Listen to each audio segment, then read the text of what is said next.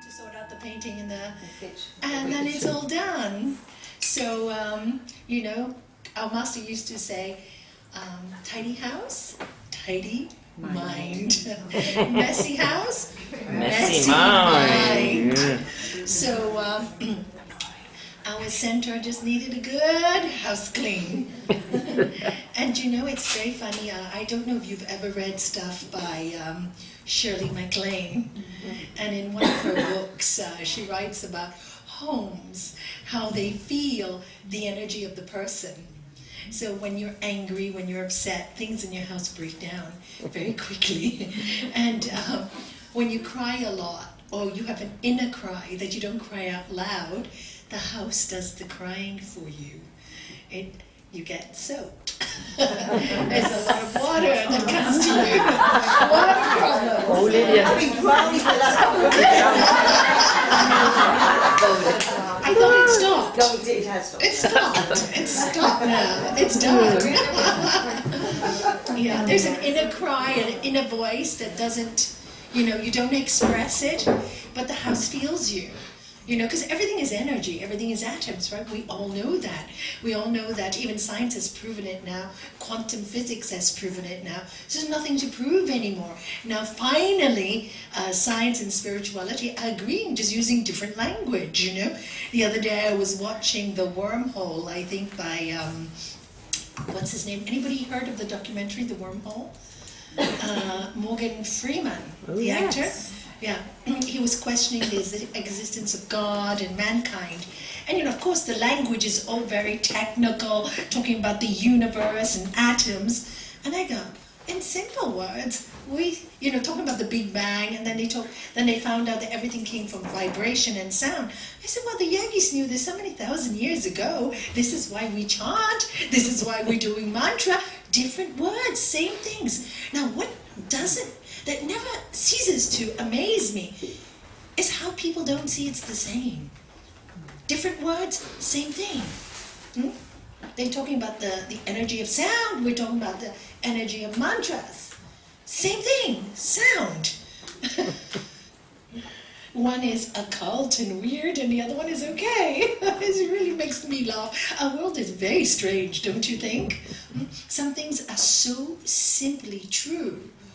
And they want to make it sound so intelligent that they fog us with different belief systems, you know, and try to make us feel that the truth is so difficult to achieve and so difficult to understand, when it's all the great sciences. In the old days, the religions and the philosophies were the great sciences. People like Plato, you know, and what was the one that got poisoned? What's his name? Socrates. All the great masters that spoke about this science, they were killed, right? Because the world doesn't like challenges. We live in a world that people like to control us. Isn't it quite interesting? And we allow ourselves to be controlled by fear, by anguish, by never feeling good enough, by guilt, by thinking we deserve to suffer, by thinking that we are being punished by this wonderful force called God. Not so wonderful. It's all not true. Somebody said something very wise to me. He said, you know, I don't believe in a God, but I believe there's a great force. Great force. And I said, that's because your version of God is a man. My version of God is not a man with a beard. My version of God is mountains, universes, you know, every single human being, everything has energy. Some vibrate higher, some vibrate lower. And for me, we're all cells in this great creator. But this energy of this creator is to keep everything alive.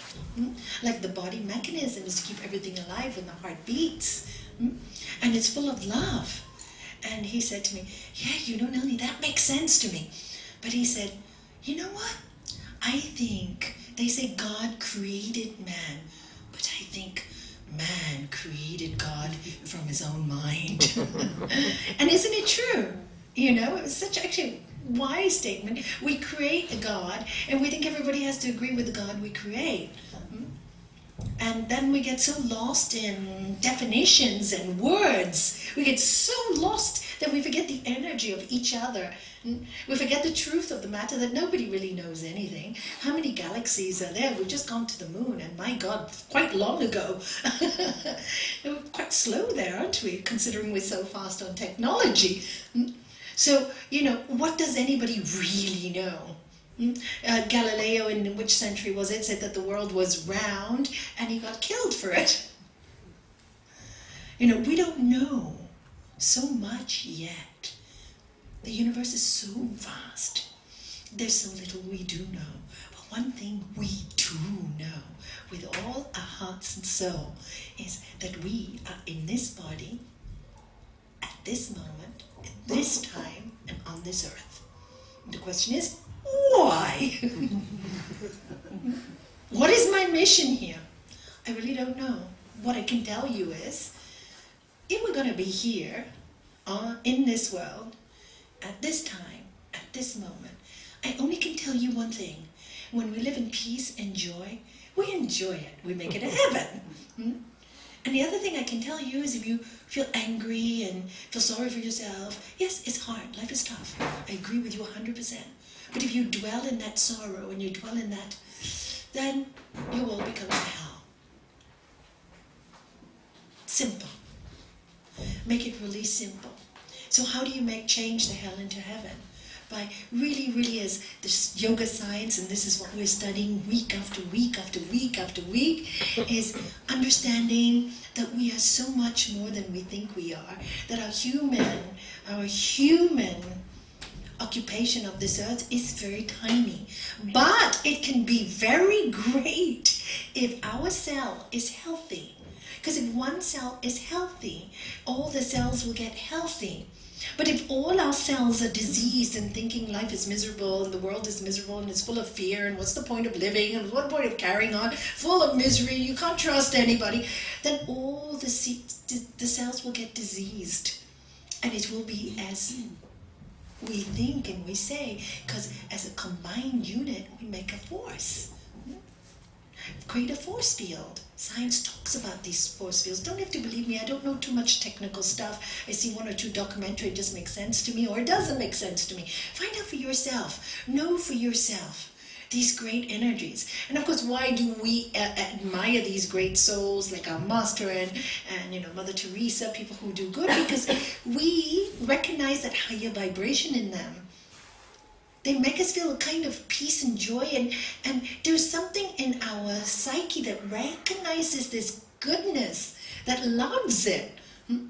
And this is, it's so simple. Look at yourself. Simply start with today. It's 2014. Yay! Happy New Year. 2013. Yeah, and another thing, everybody is telling us, 2012, gloom and doom. I don't know how many spiritual people came to me. What do you think of 2012? Another year. It's just another year. I remember when I was young, and I must have been about 8 or 9. I remember in the Hong Kong papers many years ago, I saw this big headline saying, "The world is gonna end today." And I remember being an 8-year-old so scared. "Mommy, are we going to die?" I asked my elder sister, "Mira, are we going to die?" Really scared, didn't sleep all night. Woke up in the morning, finally sleeping, thinking, I'm alive. So don't believe everything you hear. And as our master so rightly says, he says so rightly, well, if the whole world's going to explode, it's going to explode, whether we like it or not. So why worry about it now? It's been predicted so many times. Nobody really knows. Has anybody been right yet? You have to ask yourself that question. I remember in 1990s it came back again. Oh, Nostradamus, big time. The world's going to end by 2000, the millennium. Then 2012, after 2000, nothing happened. Everybody headed for 2012. Isn't it true? Do you know how many people were frightened about this and creating, even in spiritual circles? You've been traveling, only 2012. Believe what you like. I was living in my house in this moment with my family, with my students, and everything seems okay. We have enough to deal with people who are starving and no jobs and nowhere to worry about. Maybe if it blasts and everything will be okay. Who knows? Who knows, right? Why worry about it? And this is what I can tell you, that to be joyful in the now is all we can do. But of course the now sometimes is not joyful, is it? It's painful. So accept also, and this is a year where I think we need to be joyful, but at the same time accept things like our own fears, our own guilt, our own worries, to look at them in the face, not to run away from them. Oh, I'm spiritual, I shouldn't be feeling this. No, no, no, no. Look at every single fear. Look at every single worry. Confront it with courage. That's spiritual. And yesterday I mentioned, I said, even Lord Jesus in the Garden of Gethsemane, what did he say? He was crying with, what did they say, tears of blood. So he must have been feeling pain. Tears of blood, doesn't that suggest pain? You just have to go through it, but he knew he had to do what he had to do. He had a part to play. And because of him, the world knows that we have to forgive everything. Forgive them, my Father, they know not what they do. So now we find a big key to peace is forgiveness. So like that, we get all our clues from different religions, from different teachers, from different masters. And of course, we're all individual. We're all very individual. And so then your heart will tell you which clue is good for you. And if you're the kind of person that can't understand the divine energy as unmanifest and has no face, then you need a face, right? To get you to fall in love. Because that energy is love. So choose whichever face you like to fall in love with. I fell in love with my master's face. Up to you. I also fall in love with Lord Jesus. I also fall in love with Lord Buddha. But my master was alive. I could see that energy in a human being. Wow. It's exciting. So it can be achieved, you see? These great souls come to us to tell us, all of them, live as I'm living. What is it? Simply? Simply, what is it? Who can answer me? What is it? Do good, be good. Isn't it so simple? What we call yama niyama, non-violence, truthfulness. But I see that truthfulness is so much deeper. In my many years of counseling, I have learned how many people lie to themselves. And they'll wipe truth away, say, oh yeah, I'm okay. The things that linger in our soul that we have to deal with, and you need to confront them. They need to come out, the demons. Even with Buddha, you've seen the movie, when he was meditating, at the last moment, he had to confront the demon. How did the demon come in as a form of a beautiful woman? He said, I will not be fooled, and that woman turned into a demon. And the demon disappeared the moment he just ignored it or looked at it straight in the face without fear. And it was the demon in his own mind. Demon in his own mind. So we have to deal with all the demons that live in our own minds first. And this is why I love the yogic science. Simply, we have to confront all these, bring them out, release them, so that we can become nice instruments of peace in this world. And all of us come with our stories. This is why the world becomes so interesting. And from some of the people I have met, they have amazing stories, amazing human beings, going through such hard things and coming out so positive. Those are the ones that we admire. Those are the ones we want to, that give us hope. They give us hope. Who gives you hope when somebody's enlightened and loves and can go through something hard? Gives you hope. So what can you give people? Hope too. So when you have a bad situation in your life, don't think anything is punishing you, please. That is not truthful. And it's, I think, very insulting to the great energy that is love. When things go wrong, for me, it really is a sign that things need to be healed in that direction. They haven't been attended to. I once spoke about a case that I had many, many years ago, one of my students. And he was on drugs, a lot of drugs, and the family ignored it, parents ignored it. Oh, you grow up with the grandparents, right? Grow up with the grandparents. We're working, we're making money for you. They used to come home in the evening and, oh, we're too tired. Everybody get your own food. So these kids were a little lost, but the parents never admitted it. They never did.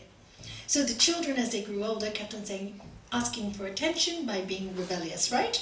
But of course the parents still couldn't see it. So, and then more and more as they got older, the daughter got pregnant young, as you would do to get out of the house, to find a way out. Of course, she married into a very violent relationship where the man beat her up, but she didn't want to tell her mother. And her mother, for her, was her grandmother, and she couldn't bear to hurt her grandmother with the pain. She adored her grandmother. See, she had the sense to know her grandmother was so loving. She couldn't stand her mother. But anyway, she came to me to see me separately, and I told her, you need to talk to your parents. We need to pick. No. So this anger stayed in her for some time. And it was one horrible relationship after another. She could never fix herself. Going back to the brother. He took so much drugs, one night he nearly died. And he had these visions of demons, he became really frightened, he became violent in the drugs, and he nearly went to prison. Here's a wake-up call. So he comes to me. I don't want to take drugs anymore.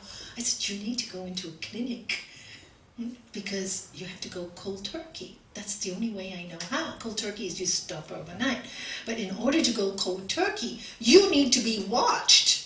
And I can't watch you 24 hours for the next week. I don't know how you're going to react, And they said, well, in the hospital they'll go and you stop the drugs and they'll give you morphine. What's the point? One addiction to another addiction. I said in the States when I was in university, I watched people go cold turkey and it's horrible. But I just felt, oh my God, what do I do? This boy is screaming for help. So I said, I need your mom and I need your dad's permission if you go cold turkey. I need them here. Otherwise, I cannot help you. So he goes, well, I don't tell my mom anything. I said, maybe it's about time your family healed. So I called mom over in front of him, said, this has happened to your son. He started crying. She started crying. I said, what did I do wrong? He said, Mom, you never... I said, look, not a time to blame. We need to sort this problem. I said, Mom, can you do me a big favor? Take 1 week off work. She said, yes, right away. Already he was shocked. Already he couldn't believe that his mom would love him enough to take 1 week off. So that was lucky. Phew, thank God she did that. Things work out when you work from your heart. Anyway, so she took this week off, and I said, he's going to go cold turkey. You've got to take lots of walks, lots of exercise. Don't keep him at home, he'll go a little mad.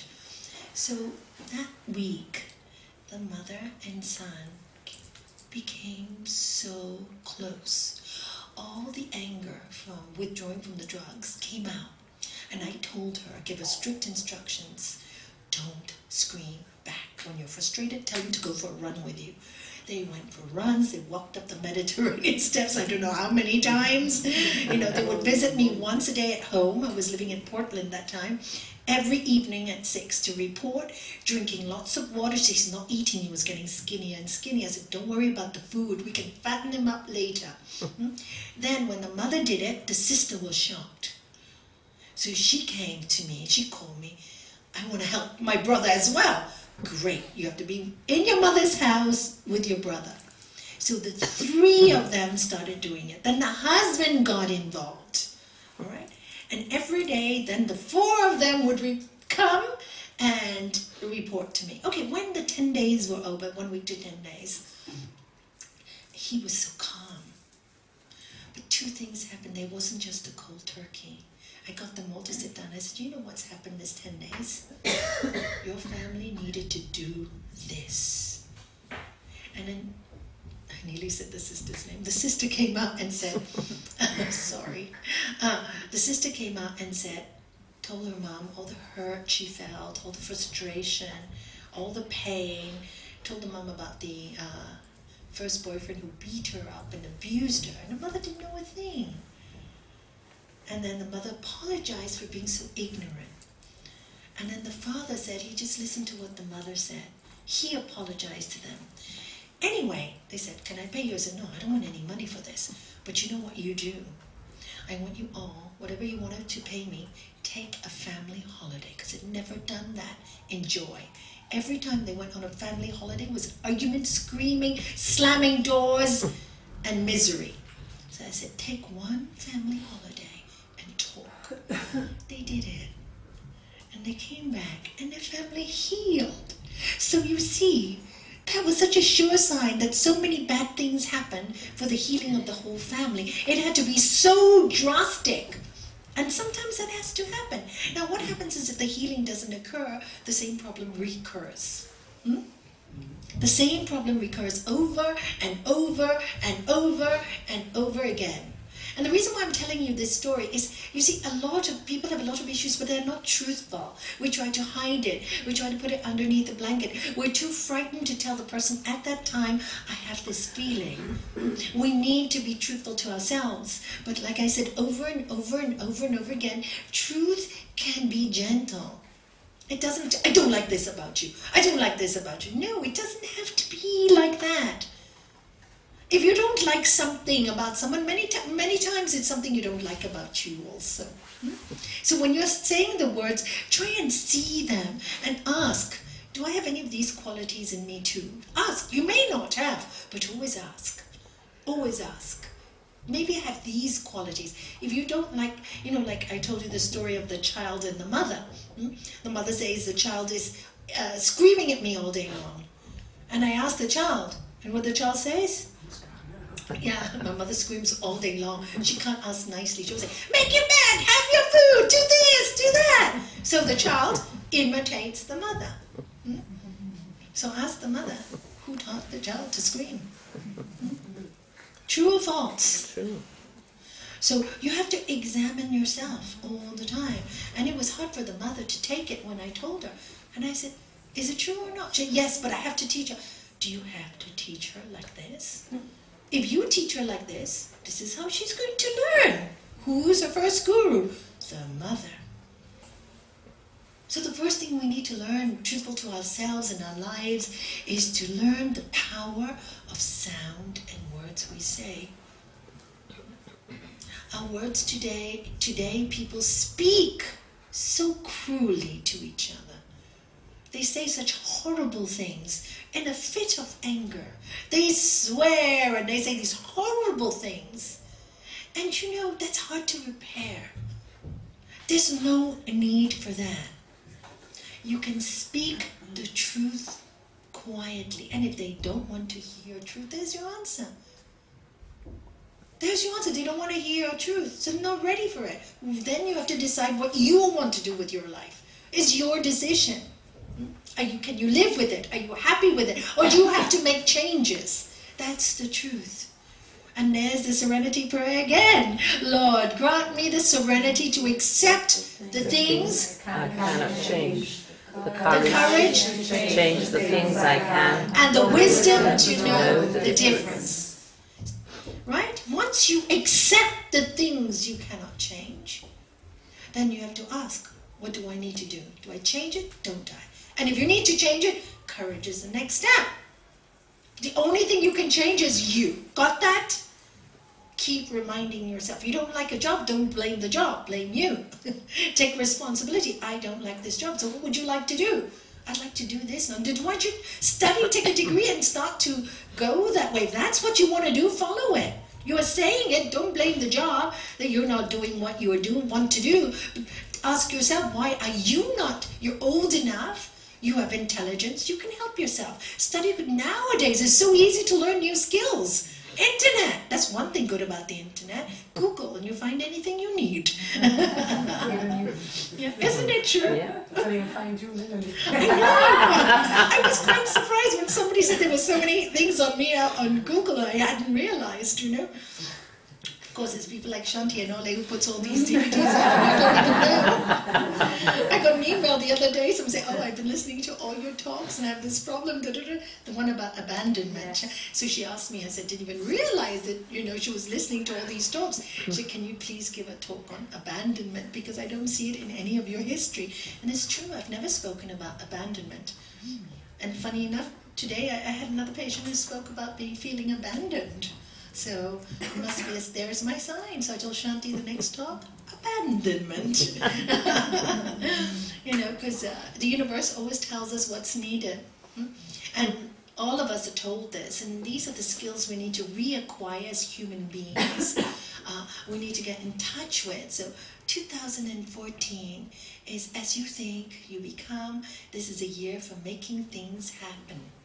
Making things happen in a very pure way, in the kindest way possible. Sometimes things have to be a little bit difficult. You have to say horrible things nicely, but you have to say them. Don't hide things. Don't make a little mess for you inside where you have pain and sorrow to keep for the rest of your days. Because if you don't get it out now, when will you? It's too late, I always say, when you die. Last night we were speaking and somebody brought up the subject of forgiveness. And she was saying, isn't it true while we're alive, we need to seek forgiveness from people that we have hurt? I said, absolutely. So if you know anybody you've hurt, don't be too proud to say, I'm really sorry I hurt you. It's a really nice thing to do. Sometimes we're always blaming people for hurting us, but maybe we have caused harm to people without even realizing. And then now with intelligence, you can see the truth.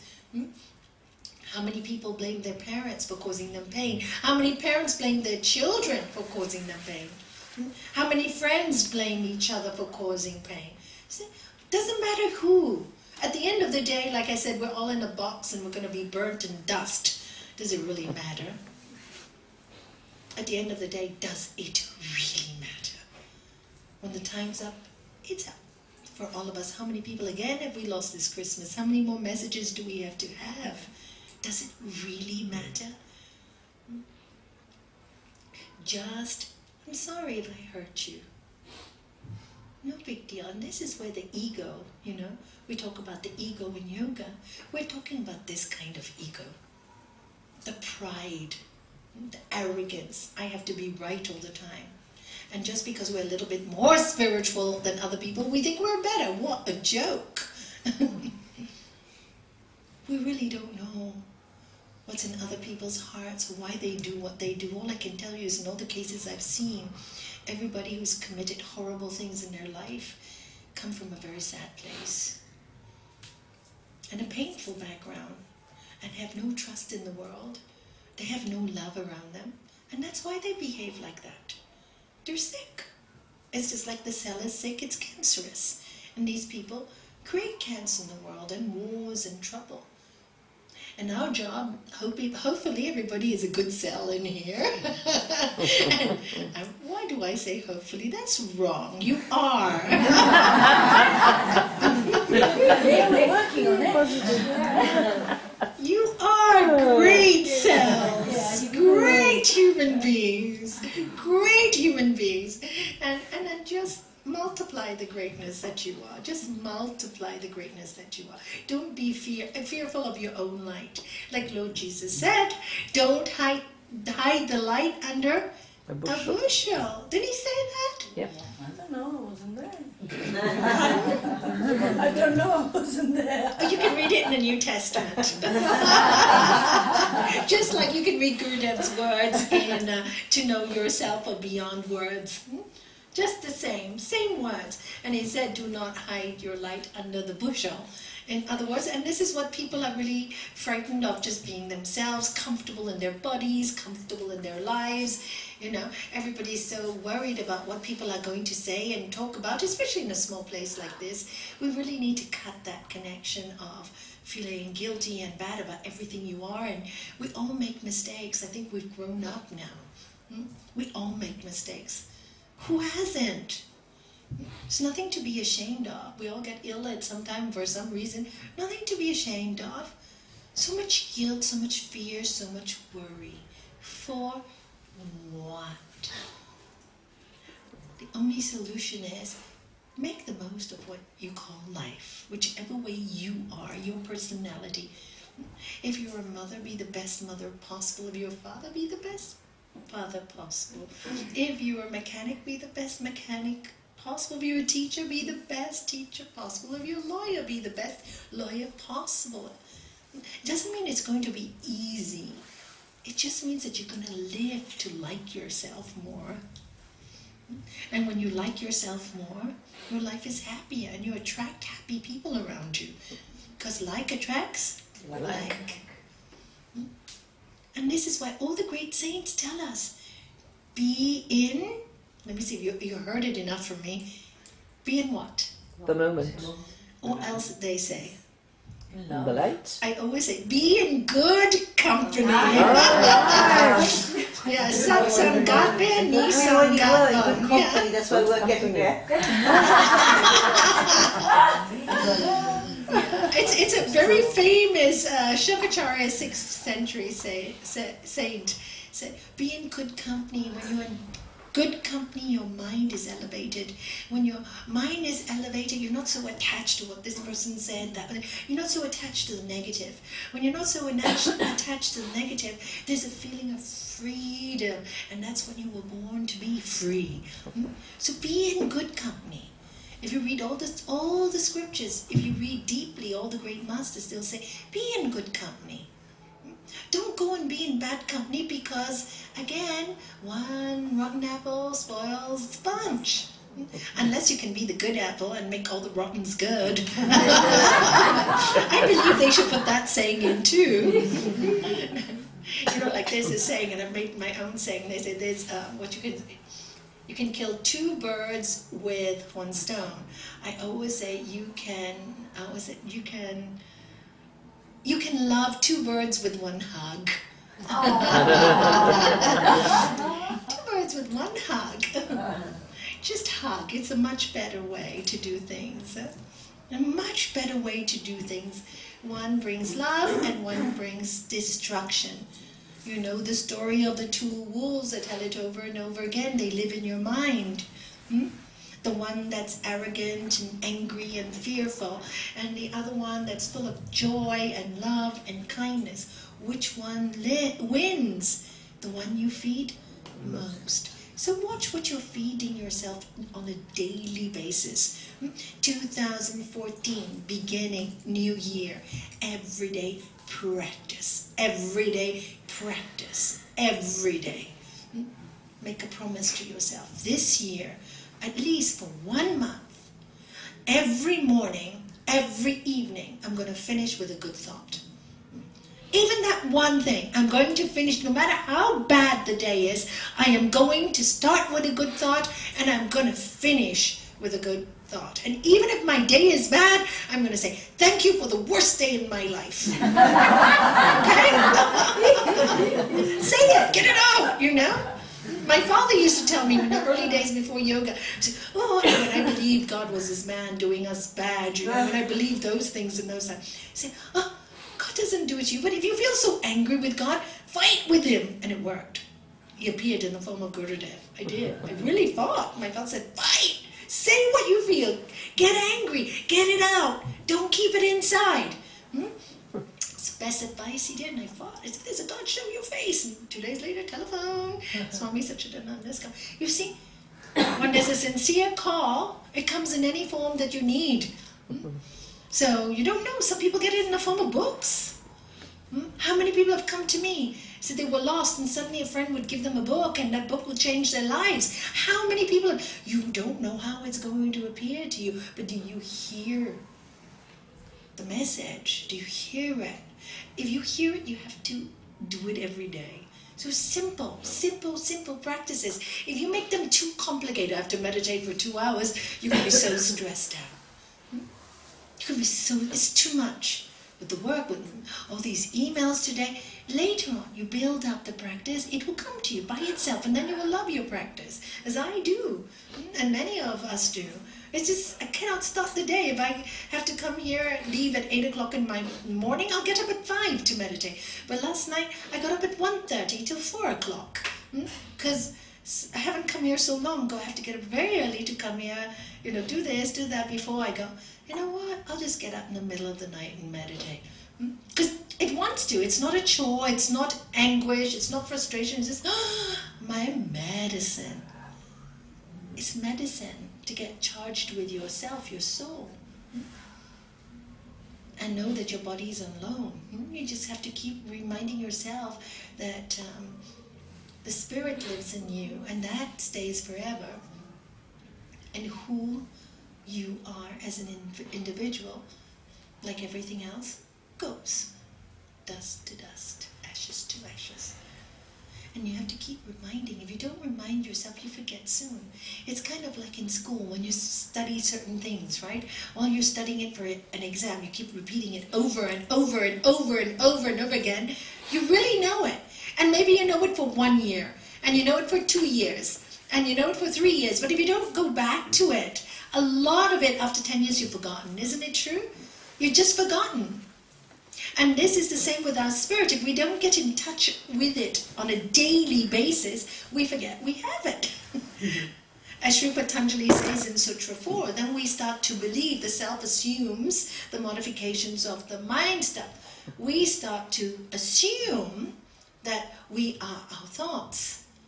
But when you learn to restrain the thoughts, yoga's citta vritti nirodha, the restraint of the modification of the mind stuff is yoga. When you hold back, watch them, watch that they're your thoughts. Just by watching that they're your thoughts, they don't belong to you. Because who's doing the watching? Yeah, good girl.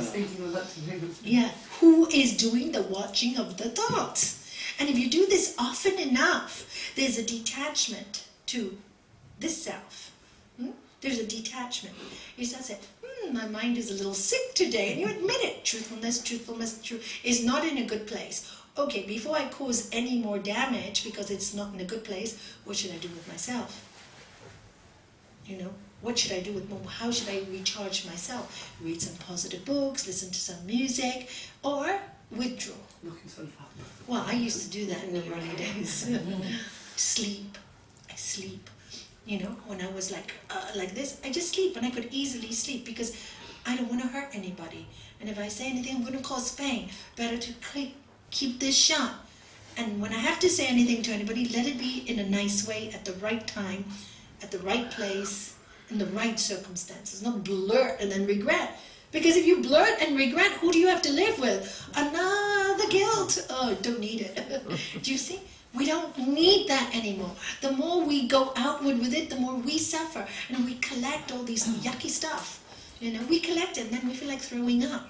And we get sick, and we literally throw up. So don't collect stuff. Better to withdraw a bit. Better to take 2 days off. Better to say, I need some time to breathe. I need some time to find myself. I don't know why people don't do that for themselves. You need to say, I need my quiet time. You need to, even if it's early hours of the morning or after 8 or 9 o'clock. I tell lots of people now, please don't call me after 9. This is my quiet time. Even my daughter, unless it's an emergency, during the weekdays, I have so much to do. Try not to call me after 9 unless it's an emergency. Sure, Mom, I totally understand.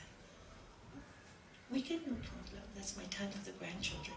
But I have to be so honest, otherwise you don't recharge. Even if it's 2 hours, quiet. We need quiet. It's our medicine. Please, make quiet. Everybody's always on the computer. I don't know what you Google at that time of the night.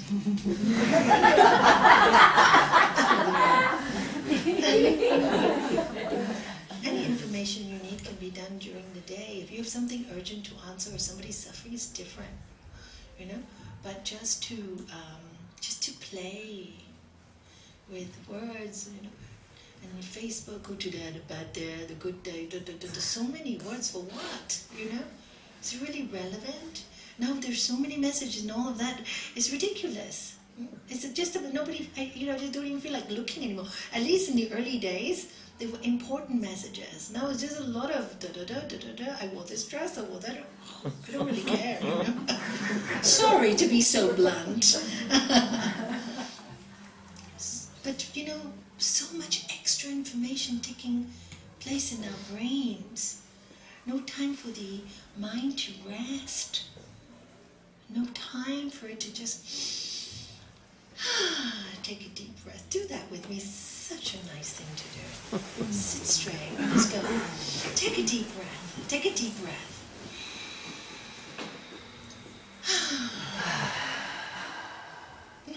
So nice to be with you. Take another deep breath. And let go all your tension. Close your eyes. Close your eyes.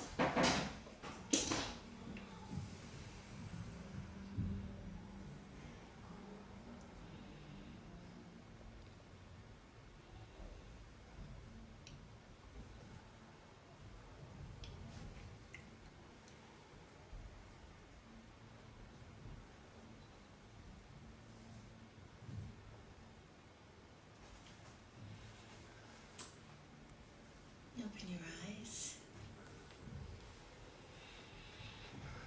Did you hear the song? Anybody recognize it? Did they switched off up there? Wrecking Ball. See, I know, my grandchildren taught me that song. Miley Cyrus. Right, correct? Yes. Yes. Famous video clip. They also told me Granny is horrible. It's not a very good video. Especially when you think of Rosanna Montana. I know. Yeah. As a child. Poor thing, she had a bad breakup, they told me, and poor girl was suffering. So she was rebelling. Look at children 10 years old telling you what's happening in the world. Already learning about the psychology of the human being. I said, and what do you think of it? Oh, Granny, it's really yucky. I said, yeah. What can we do? But she has a lovely body. I said, forgive her, she doesn't know what she's doing. But she'll find out. People get lost, I told them, and they find their way. The song is nice. You like the song, enjoy the song. Don't try to associate the person with the song. Try to learn to separate things, And then you won't be judging constantly. Because when you are judging constantly, that means you're living in that thought of judgment. So try to see things, you don't like them, let them go. Let them go, don't stick, don't hold, let go. And see the best of it, only to make your mind more healthy.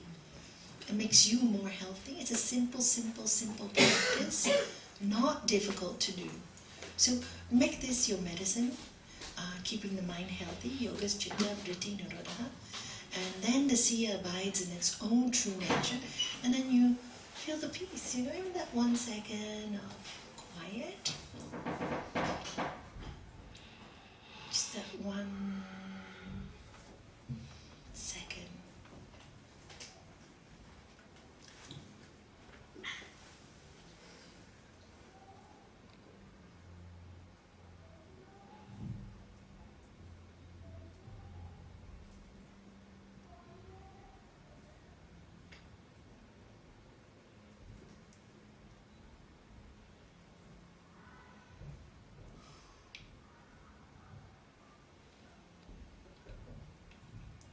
And then you learn to be awake in that silence. Then your working day, if you practice every day, then your working day becomes like that. So although there is so many things going on, you have practiced so long without a break and with all your heart that everything is going on, but with your eyes open and the world working away, there is a stillness inside. And that's what we're achieving, trying to achieve with yoga, so that we don't, we are working here with the science of the mind, We're working on how to make our lives a heaven. We're working about self-transformation. We're learning about transcending our weaknesses and holding on to our strengths. But in order to hold on to your strengths and transcend your weaknesses, you have to accept your weaknesses. Thank you, Arti. Nice to see you. Happy New Year. Please give my best to Jagdish. And your daughter. I met her in London. Yes. She was very kind. She invited me for dinner. But I couldn't make it. Thank you. Thank you. Bye. Sorry, I never have a chance to speak to her. Might as well thank her now before she leaves. I've been meaning to do it for weeks. Yeah, we need to just focus on this for a new year. So I'd like to do a little meditation with all of you on the new year, create a visualization. Is that okay? I'll give you, it's actually not meditation, it's creative visualization. So Patty, as you're on your way out, could you dim the lights a little? A little bit more. Thank you, perfect. Are you all warm enough? All comfortable? Please sit with your spine erect, and for those who are sitting on a chair, please plant your feet firmly on the cushion or the floor.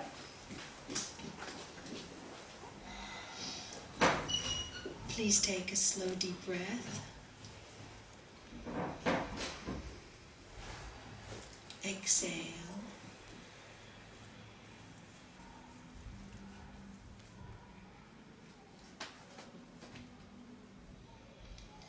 Take another slow, deep breath.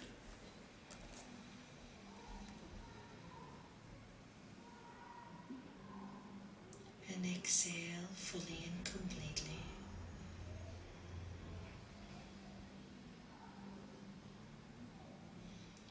Please imagine this beautiful white light, rays of light surrounding your entire body. Imagine them, see them, like flames coming out from your body, from your heart to the outside. And it surrounds, these rays surround your body, protecting it. Please focus on your heart area. And there, see a beautiful light. You know, sometimes when you get up in the morning and the sun rises, it's a beautiful light. It's beyond white. See that light in your heart. And there in your heart, see yourself. As you address today, look at yourself, your face, your shoulders, your arms, your legs. Look at your face clearly. Do you smile? Are you happy? You sad? Do you get up excited in the morning? Are you miserable? Do you dread life? Do you think about death all the time and want to die? Do you want to live? Do you get up with this energy? Wow, a new day to create new things. Who are you? What is your feeling?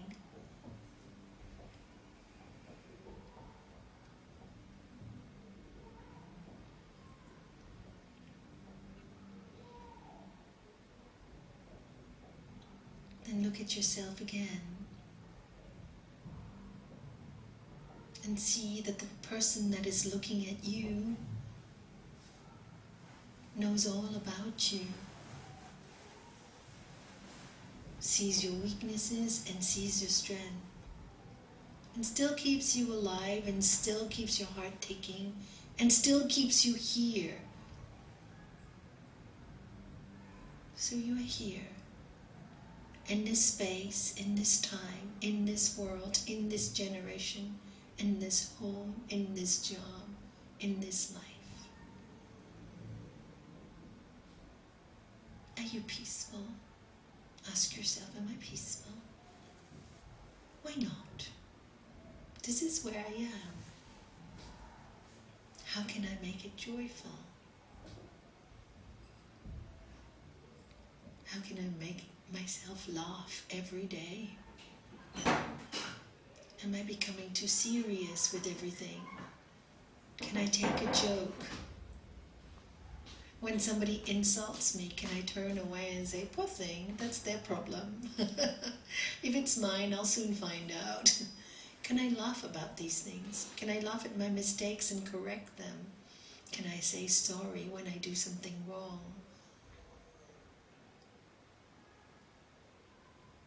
Am I always asking for things that I want instead of looking at what others might need?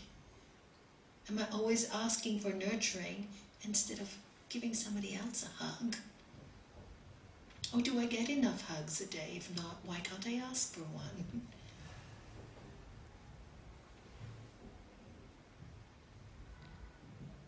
Do I really believe I deserve the best? Because if I don't, I'm a fool.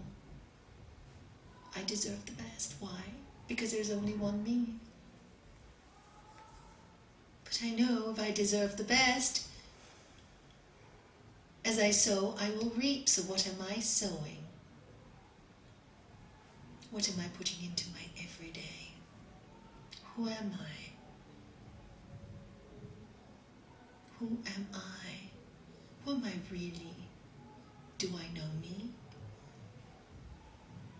Or am I just what everybody tells me I should be? Do I live in this human personality that I'm given? Or do I wear many masks and pretend to be something I'm not? If I do that, that explains why I'm unhappy. I'm not me.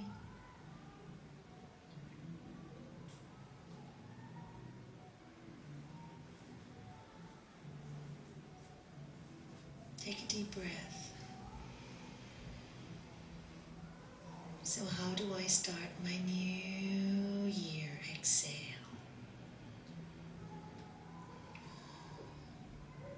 Letting go all of that. Starting with today. I am a child of the universe, full of love and kindness and goodness. I must vibrate that and live that.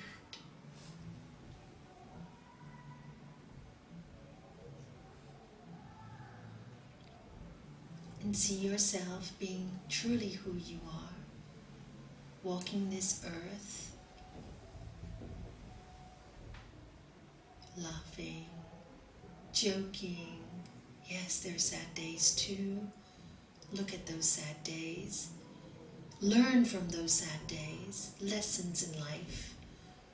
Good, bad. This is the play. This is the movie.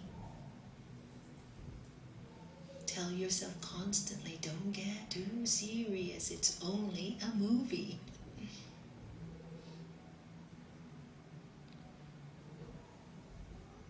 Fill your home with laughter. Heal it with song. Get up in the morning, sing. Tell your family you love them. Say it loud, say it very clear. There's something you don't like about them. You can also tell them, I don't like that you do this, but I love you.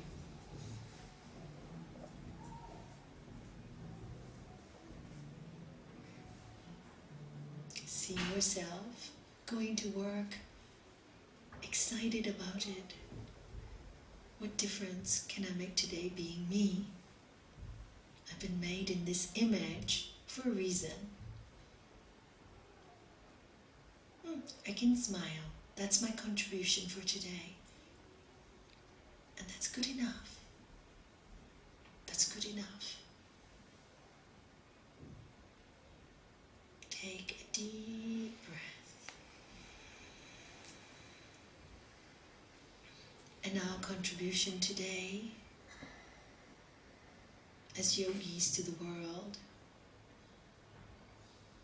will be from our heart, sending light to every single person in this room. Imagine the rays of light coming from your heart, covering this whole room, wishing everybody well, happiness, peace, joy. And if they are suffering, may they understand it and find their peace. And then going out of this room into the hallway, down 33 Town Range, down the street, all along Main Street, and covering it with light, going into your homes, all around the rock, sending love and light to every single home on this rock. Then going to the border and sending it love and light, may all be healed. May all be free from anger. And going through to Spain, all of Spain, and sending them love and light, through France, through Italy, through all of Europe. See your heart ray, see the world map. If you know anybody who's away, send them light. Go to Asia, America, North America, South America.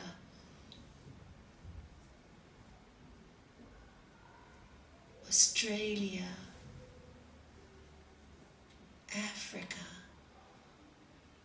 Arctic, the Antarctic, covering the entire globe with your light. And then see yourself going beyond the globe. See the earth as a ball. And look at this earth and wish it well. And wish every single cell healing, joy, light, and laugh as you watch our earth. It just looks like a tiny little ball from up there. Tiny little ball. Take a deep breath. Exhale. Now very gently bring the light and you back on, back to this earth.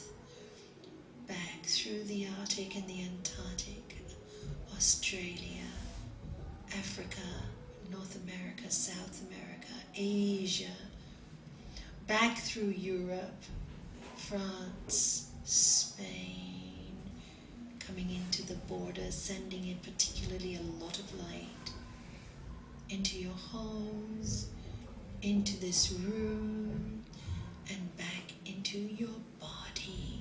And back into your heart.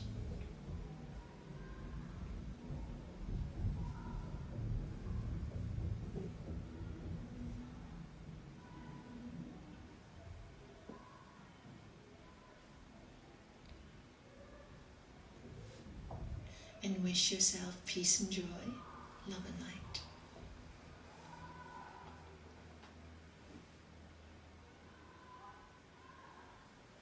No more resolutions. Just do the best I can every day, every moment in time. That's all you can do.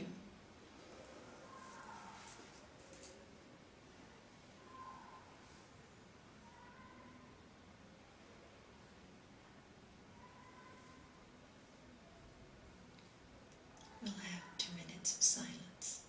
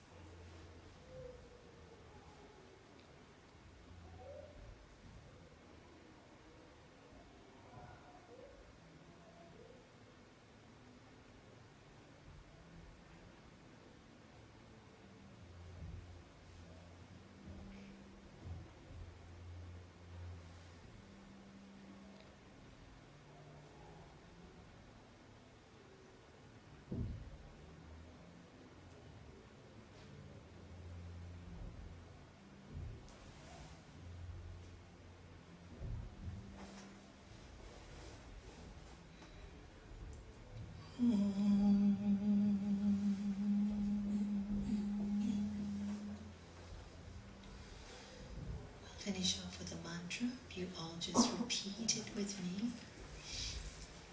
Om Namah Shivaya. Om Namah Shivaya.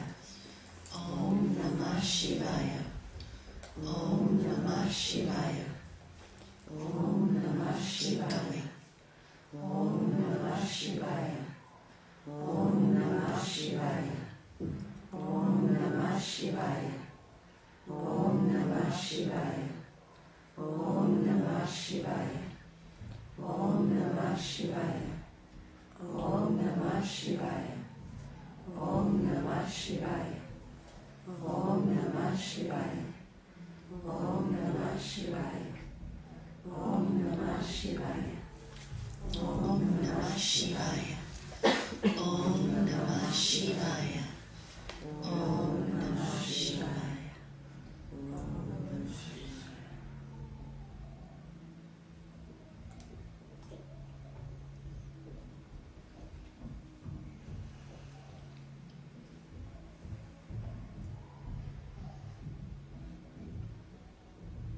May the entire universe be filled with peace and joy, love and light. May the light of truth overcome all the darkness. Jai Shri Satguru Satchidanand Maharaj Ki Jai. Jai, Jai.